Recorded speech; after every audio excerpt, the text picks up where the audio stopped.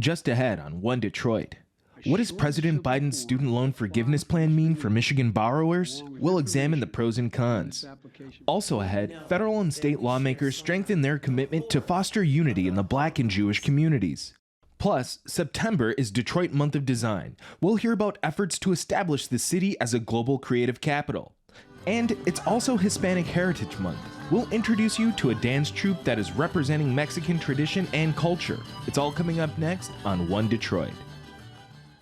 From Delta faucets to Behr paint, Masco Corporation is proud to deliver products that enhance the way consumers all over the world experience and enjoy their living spaces. Masco, serving Michigan communities since 1929.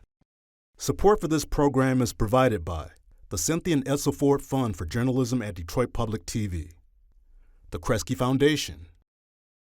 The DTE Foundation is a proud sponsor of Detroit Public TV, among the state's largest foundations committed to Michigan-focused giving. We support organizations that are doing exceptional work in our state. Visit dtefoundation.com to learn more.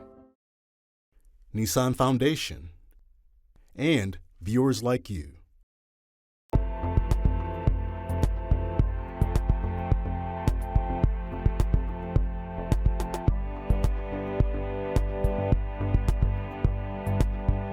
Just ahead on this week's One Detroit.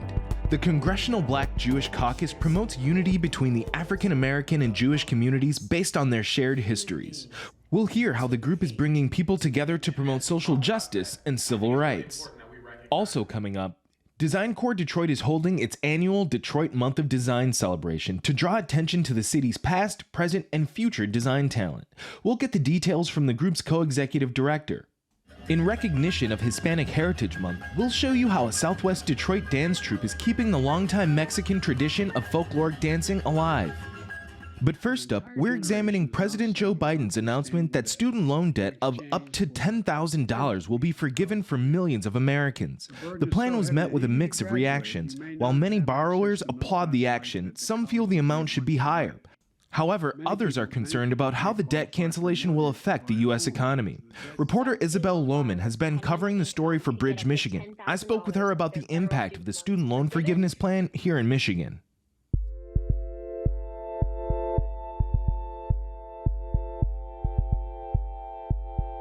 We're here to talk about a recent article you wrote that appeared in Bridge, Detroit that was talking about the recent action on the federal student loans from the Biden administration. So first things first, what is the plan? What's it called? Who's eligible? Sure. So there's a couple different components of the plan. The thing you've probably heard the most about is the student loan forgiveness program. That would mean that some student loan borrowers, depending on their income, could get up to $10,000 of their federal student loans forgiven. And for students who had Pell Grants during college, they could get up to $20,000 of their student loans forgiven. But there's other components of the plan too. There's a continued pause on collection of student loans. So if you have a student loan, you can be making payments on it right now, but you don't have to in many cases. And that is true through the end of December. And you don't have to pay interest on it right now. And then there's also a plan that the Biden administration is putting forward to change some aspects of the income-driven repayment policy. So if this plan were to work, essentially people who are in an income-driven repayment program, which is where your income helps determine how much you pay per month, there's some changes to that that could make it easier for folks to pay back their loans and then also give them some relief when it comes to the interest that is often the concern for folks. What was the catalyst for this to be instituted? Sure. So President Biden, back when he was on the campaign trail, this was one of the things he campaigned on, was to have some sort of student loan forgiveness program. And it's something that has been talked about in progressive circles for quite a while. There are people that wanted him to forgive a lot more than $10,000. And there, of course, there are people who wanted him to forgive absolutely no money. But some of the main reasons arguing for this type of loan forgiveness is that there are many people in this country who have student loan debt but don't have the degree. So they don't have the higher wage earnings that typically come with the degree, but they have the burden of debt.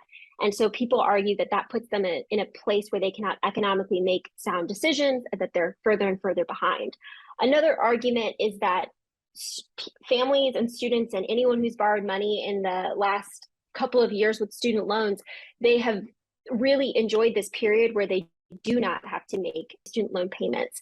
And so there's an argument to be made that by forgiving some of these loans, you are helping these people get ahead, and that they will ultimately stimulate the local economy, the state economy, and the national economy.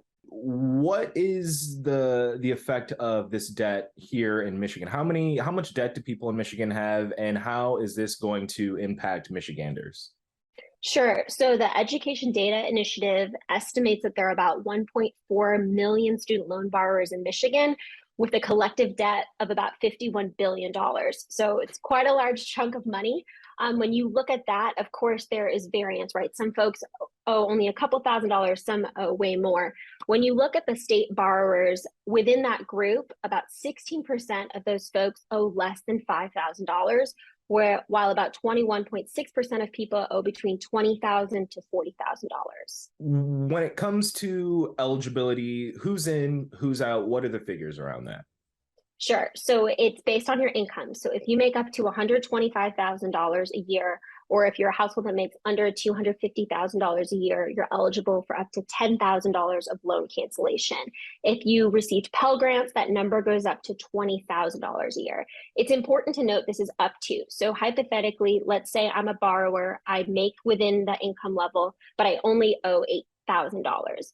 The government is not going to say, okay, here's $8,000 forgiven and here's a $2,000 check. You're just going to get up to the amount that you owe.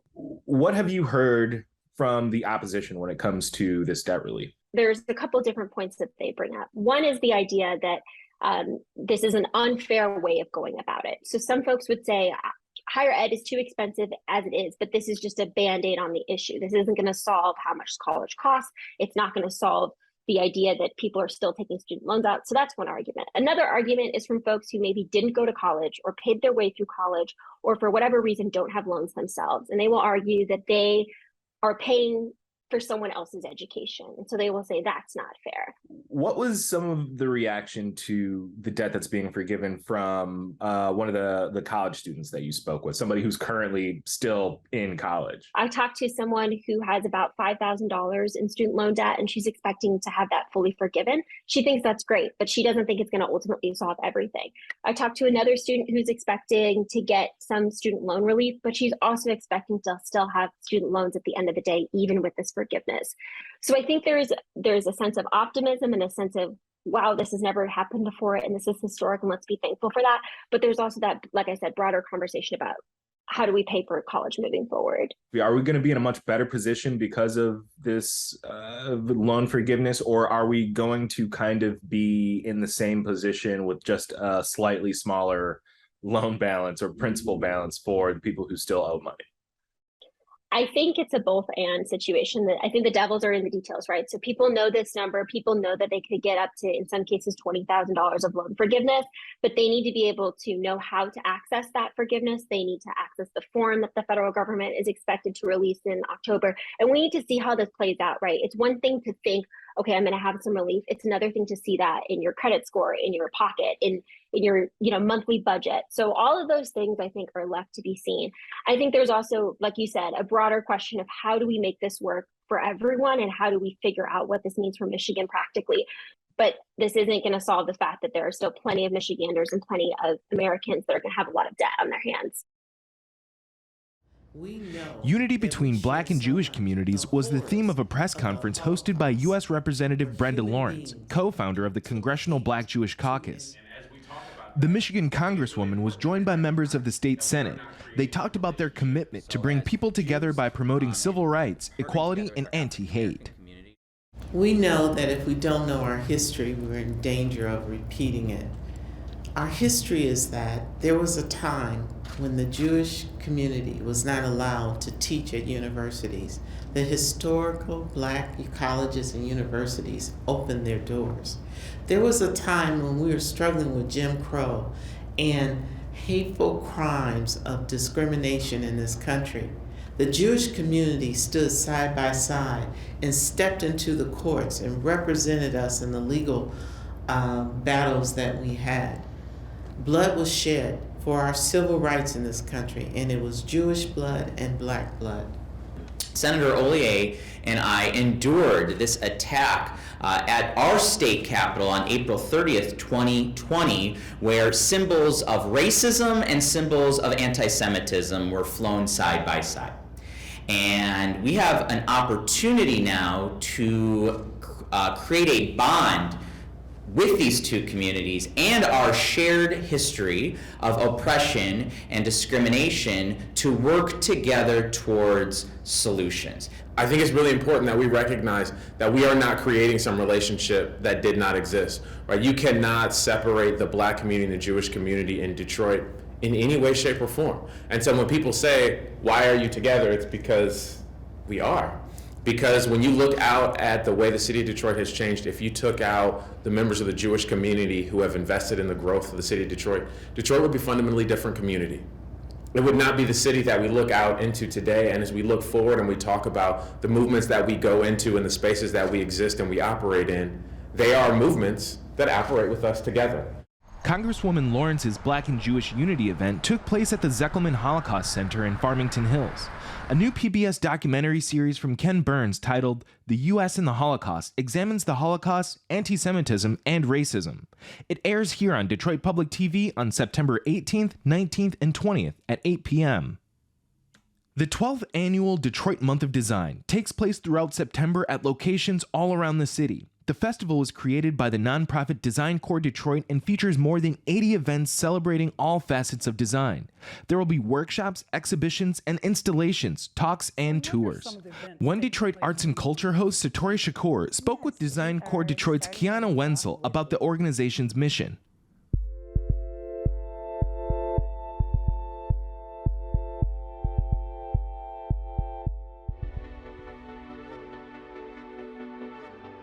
Well, hello there, Kiana Wenzel. Hi, so nice to be here. So who is Design Corps Detroit? Design Corps Detroit is a nonprofit economic development organization housed within the College for Creative Studies. And our mission is to establish Detroit as a globally valued and recognized creative capital. And how did you get started 12 years ago? 12 years ago, Design Corps was founded by the College for Creative Studies and business leaders from Michigan. And in order to have Detroit be globally valued and recognized as a creative capital, we have to make sure that we're supporting our design-driven businesses. And so we do coaching for design-driven businesses, emerging to established. We also have the festival as one of our strategies to telling Detroit's design story locally, nationally, and globally. And Design Corps is also the steward of Detroit's UNESCO City of Design designation. In 2015, Detroit was designated by the United Nations Educational, Scientific, and Cultural Organization as the first and only city of design in the United States of America. What makes it the chosen city for design, for this effort? Sure, you know, Detroit has the highest concentration of industrial designers nationally. We have a high concentration of colleges and universities dedicated to teaching and training the next generation of designers.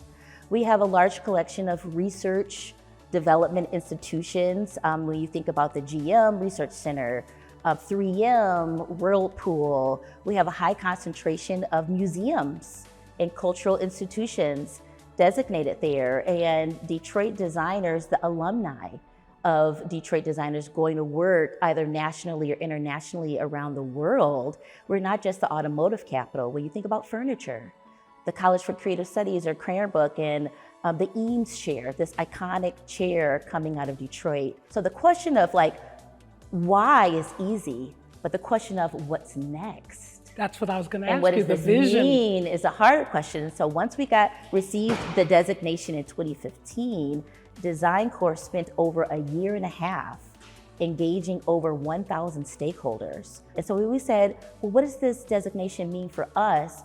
And we spent that 1 year talking to so many people doing case studies.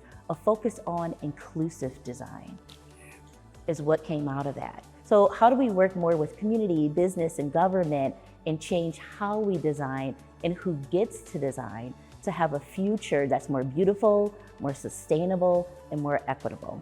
And you have a whole month dedicated to design, right? Yes, so Design Core, we produce the Detroit Month of Design, which is an annual multidisciplinary festival that occurs September 1st through the 30th, and this year is our 12th anniversary.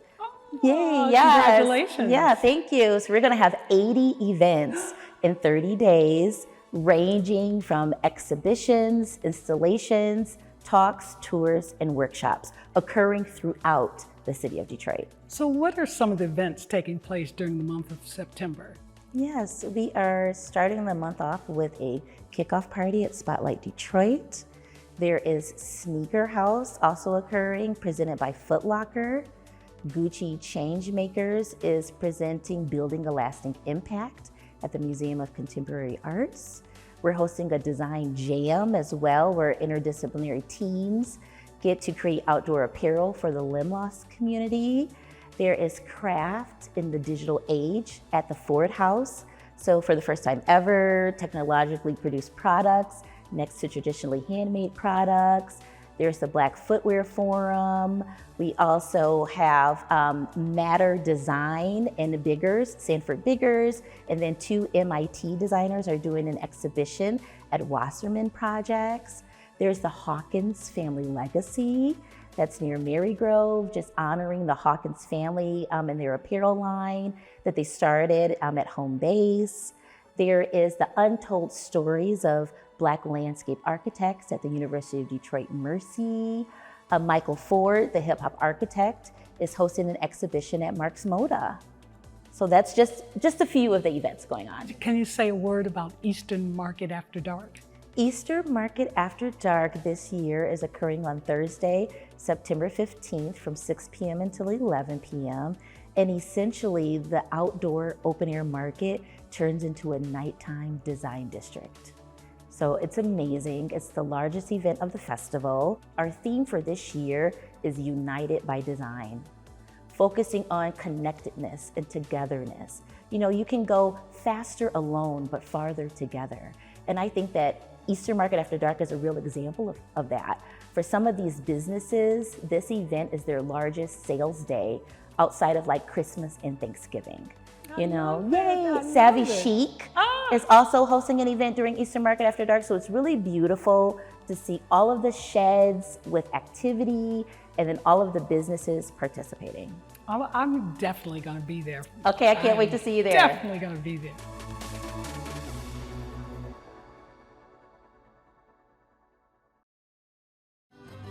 September 15th marks the start of Hispanic Heritage Month.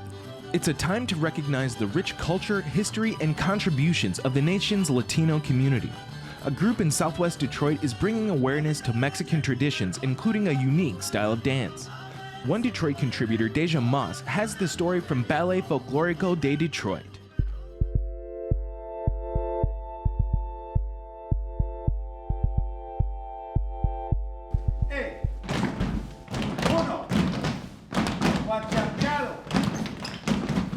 Our mission is to emphasize or to bring to Southwest Detroit and Michigan and our community an awareness of the Mexican folkloric culture, like the Mexican dancing and its traditions.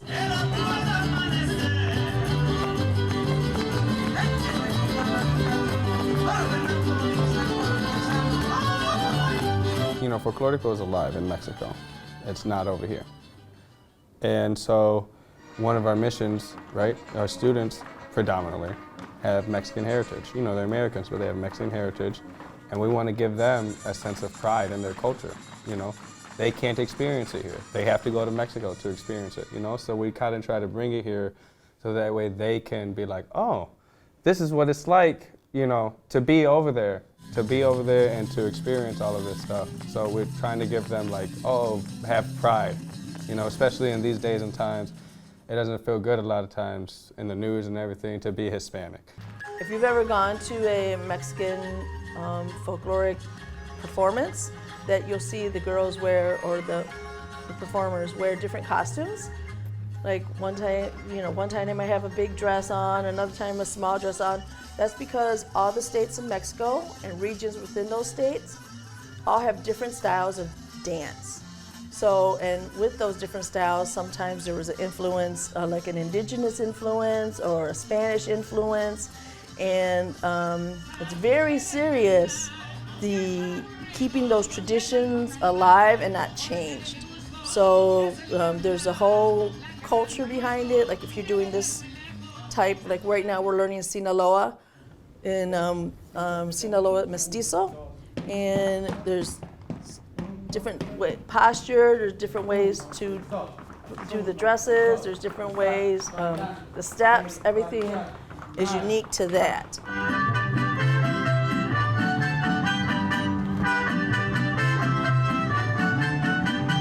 The role that dance plays in Mexican culture, there's really three, right? It's recreation, because it's fun to dance, right? Everybody goes and they love to dance. It's educational, because you're preserving the traditions and the culture, right? Because it can still, like, if they weren't, like, making a concentrated effort to preserve it, right, it could change. It could just change. So it's educational. And the third thing is that it's good for your health.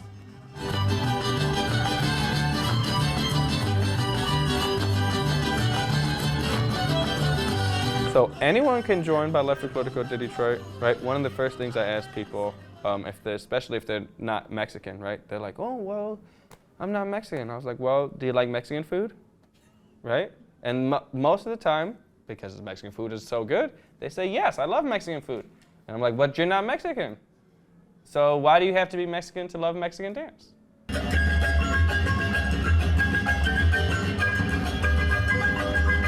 We've been part of the Ballet Folklorico de Detroit for 6 months. I like being a student because there's like so many kids there, because in our other dance group that we were in, there was like not that much kids, so I like being like part of like the group of kids that are in this group. What most connects me to the Mexican culture is the movement, because there's like these different types of movements with like putting your skirt really high or like low, stuff like that.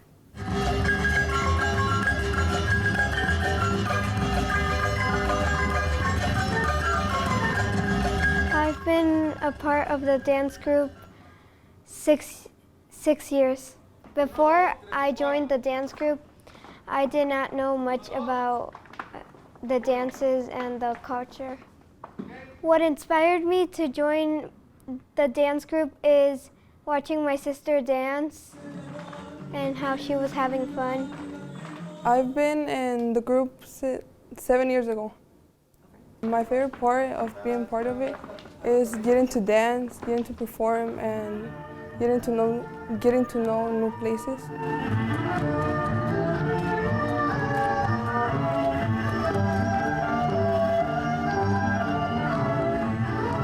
So we really want the crowd to feel like if they're watching us perform Sinaloa Mestizo, that they're in Sinaloa watching a performance from the people in Mexico doing the dance. So that's what I want. I want to transport them to Mexico, and so they can experience it. And then they'll be in awe, like, oh my God, I just went to Mexico in these 3 minutes on stage.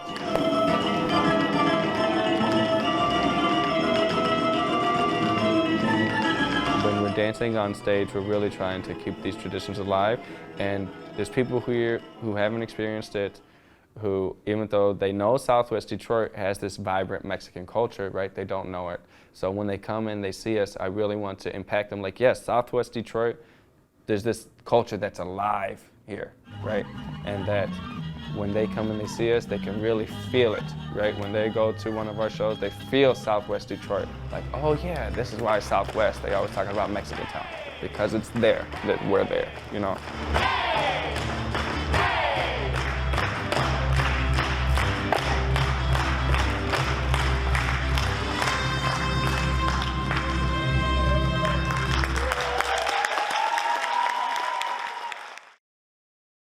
A new documentary airing on some Great Lakes PBS stations takes a closer look at the environmental concerns involving harmful algal blooms in Lake Erie.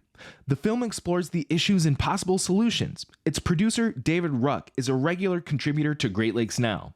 And you can see the documentary here on Detroit Public Television on Monday, September 12th at 9 p.m. Lake Erie is the canary in the coal mine for the Great Lakes. The whole lake is green. I mean, as far as the eye can see, the water's green. It's scary what I see.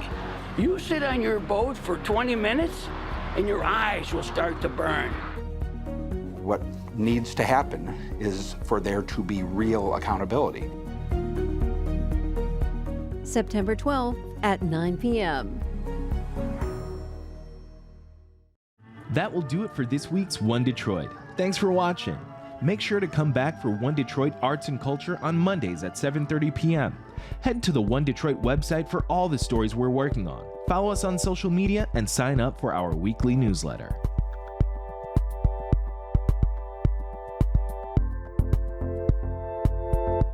From Delta Faucets to Behr Paint, Masco Corporation is proud to deliver products that enhance the way consumers all over the world experience and enjoy their living spaces.